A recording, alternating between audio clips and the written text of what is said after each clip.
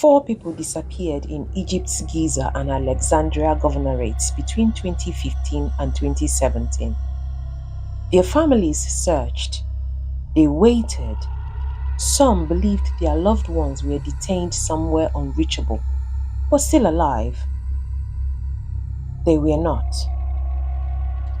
This is the story of Gaddafi Farag Abdel Atti, convicted of four murders and sentenced to death multiple times by Egyptian courts. The media called him Safa el Giza, the Butcher of Giza. His case reveals a pattern of fraud, impersonation, and violence that continued for years, hidden in plain sight, until the family of one victim refused to stop searching. What you're about to hear comes from court proceedings, investigative journalism, and legal documents. Giza sits on the western bank of the Nile and is home to more than 9 million people.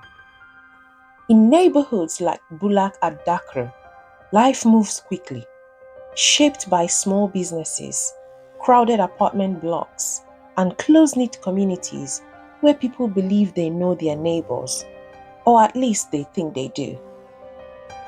Roughly 200 kilometers to the north lies Alexandria, Egypt's second largest city. Stretching along the Mediterranean coast, both cities are shaped by commerce, migration, and opportunity. People move constantly between them for work, and in places like this, trust matters between neighbors, business partners, and friends. During the 2010s, reporting from the New Arab and other regional outlets showed that Gaddafi Farag moved between these two cities, operating what court summaries describe as a small electronic shop in Alexandria. Multiple sources, including legal overviews published in 2024, document his use of fake identities, forged documents, and fraudulent business schemes to steal money and property. His targets were not strangers. They include acquaintances, employees, and women he married under false pretenses. His arrest in 2020 made headlines in Egypt. But when a dramatized series titled Safa el Giza premiered during Ramadan in 2023, the case drew renewed attention. Doha News reported that it became one of the most watched programs in the MENA region, reigniting public debate about crime, justice, and the way true crime stories are told. This matters because it shows how financial fraud can escalate when perpetrators feel cornered. It also shows how people can disappear for years before anyone connects the dots.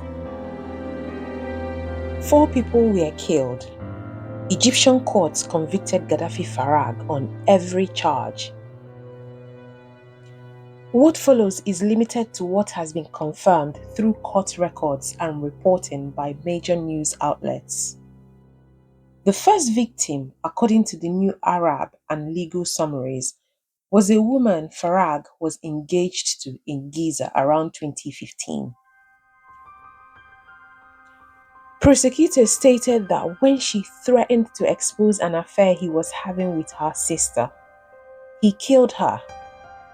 Her remains were later found buried in an apartment in Bulak ad-Dakr. Her name and exact age have not been consistently published in English language sources. The second victim was a man widely identified as Reda.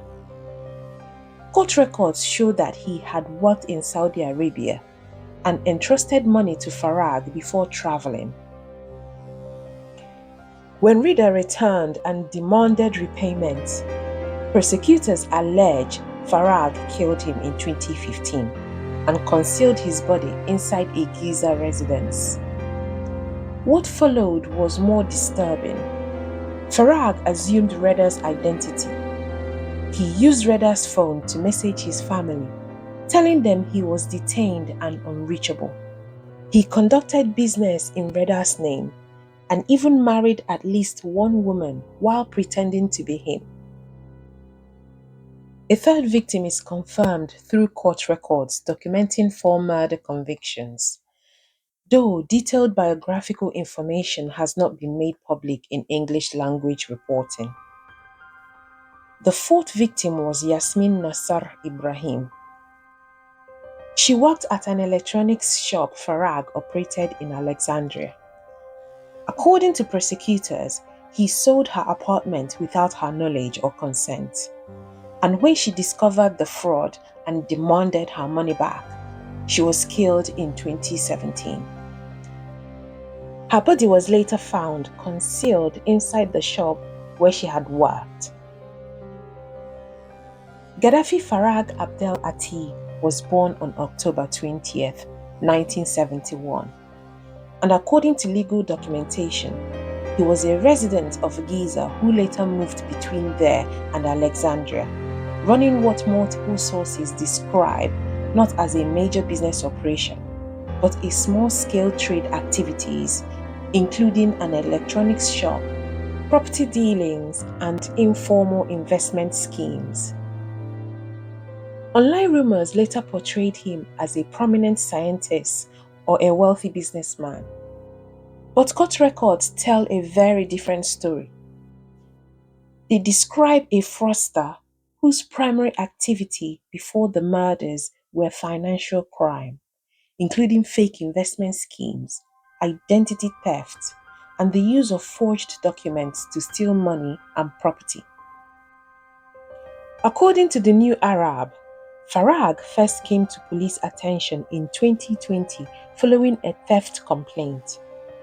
He had allegedly stolen money and jewelry from a woman he married using a stolen identity. That complaint led to his arrest, and that arrest began to unravel the full scope of his crimes. What distinguished Farag was not the complexity of his schemes, but his audacity. After killing Reda in 2015, he did not disappear. He assumed Reda's identity. He used Reda's phone. He communicated with Reda's family. He conducted businesses in Reda's name. For years, Reda's identity became his protection. Prosecutors described a consistent pattern.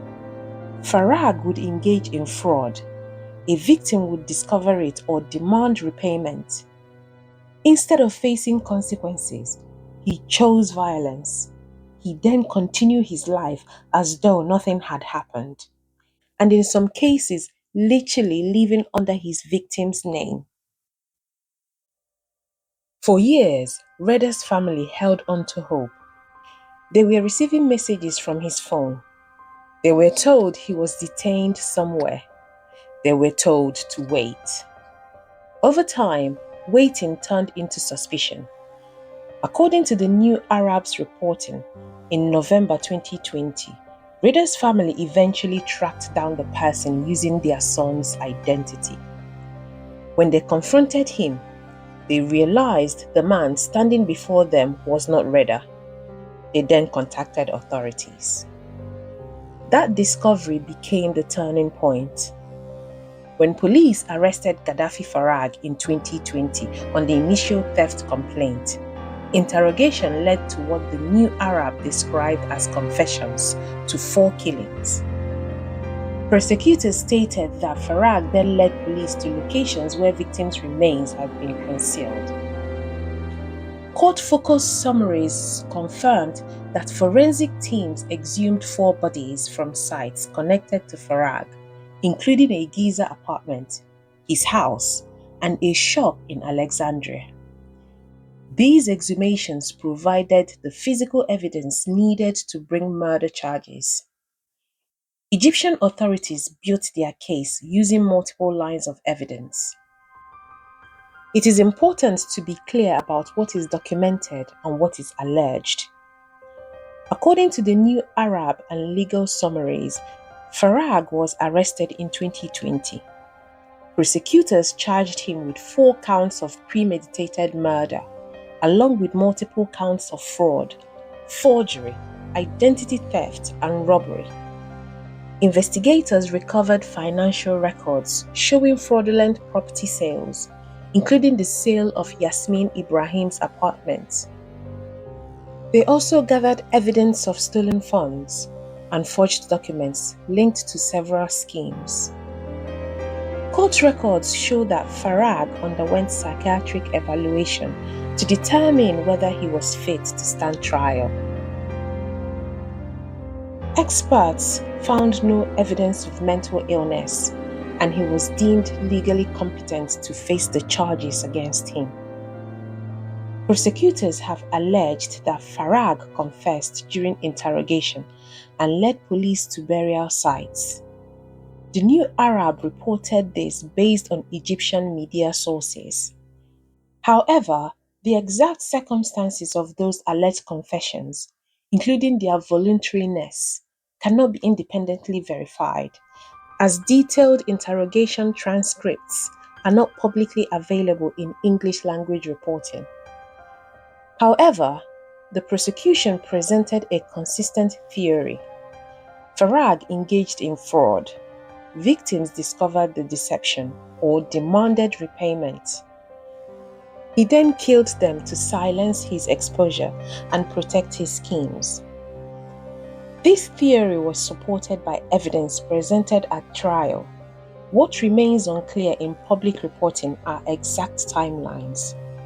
Most sources provide years such as 2015 and 2017. Gaddafi Farag was tried in separate proceedings in Giza and Alexandria criminal courts, corresponding to where each of the murders occurred. By 2021, regional news outlets and legal summaries reported that courts has convicted him of all 4 murders.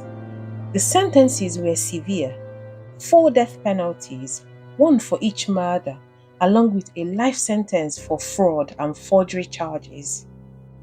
Under Egypt's legal system, every death sentence must be reviewed by the Grand Mufti, the country's highest religious authority, for a non-binding opinion before it can be finalized.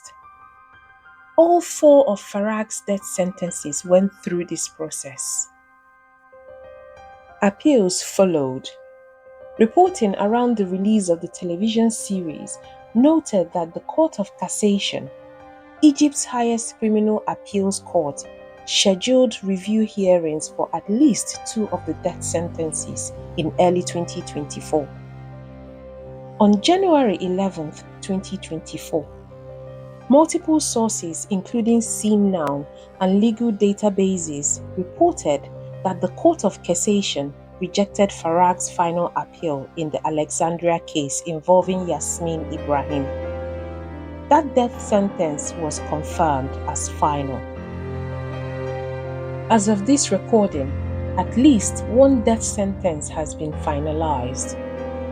Reporting suggests the remaining sentences have either been upheld or remain in late-stage review, although precise procedural details are not always specified in English language coverage. In Egypt, the death penalty for murder is carried out by hanging. No public information has been released about whether or when Farag's sentence will be enforced. The Butcher of Giza case did not end when the court handed down its sentences. Its impact extended far beyond the courtroom. For the families, the harm was deeply personal. Reda's family spent years believing their son was alive but detained somewhere, exchanging messages with someone they thought was him. In reality, they were communicating with the man responsible for his death. Yasmin Ibrahim's family later learned that she had been killed by an employer she trusted.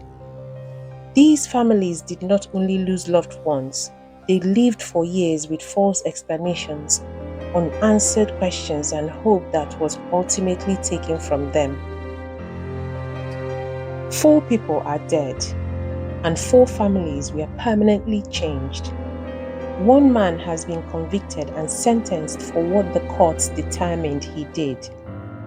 Behind the headlines are real lives that did not end loudly or publicly. A woman in Giza whose future was stopped without warning. A friend who trusted the wrong person with his money and his identity. Yasmin Ibrahim, who worked honestly and was killed for demanding what belonged to her. And a fourth victim whose story remains largely private, but no less real. For years, their families searched, waited, and lived with the uncertainty. Some were led to believe their loved ones were still alive. Others were left with silence where answers should have been. Egyptian courts have now ruled on this case. Legal judgments have been delivered, but they cannot undo what was taken. What remains are the people left behind, families who searched, waited, and lived with unanswered questions.